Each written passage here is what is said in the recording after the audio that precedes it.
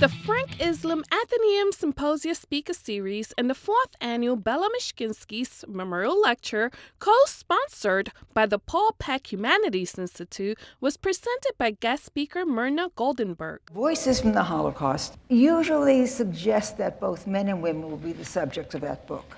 And until a couple of decades ago, the word voices represented everything by men and nothing by women. Myrna talked about the injustice women faced during the Holocaust invasion. Women faced what we call double jeopardy.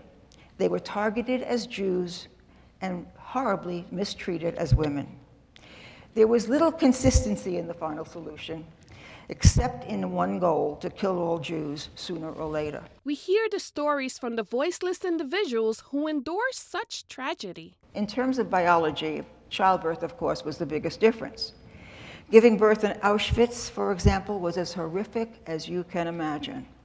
Many women were pregnant in their early months when they were rounded up, and not showing when they were sent to these labor camps and death camps. Dr. Goldenberg shared the stories about the horror that took place in the concentration camps. Women prisoners in Auschwitz and other camps were given the same assignments and punishments as men were given.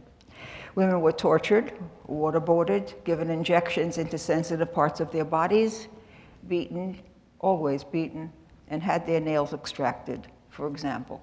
Montgomery College students at the Tacoma Park campus gathered to watch the live streaming of the lecture.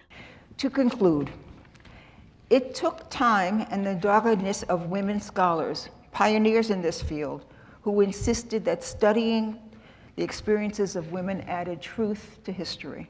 We also had the pleasure of talking with some of the attendees to get some of the comments of what they thought of Myrna's lecture. I have actually been to a few concentration camps in Europe, and I think it's important to make sure that this history is not lost. Women's voices have been muted very often, and it still stuns me that there are people who deny that it ever happened. For MC Today, I am Jasulian Cruz.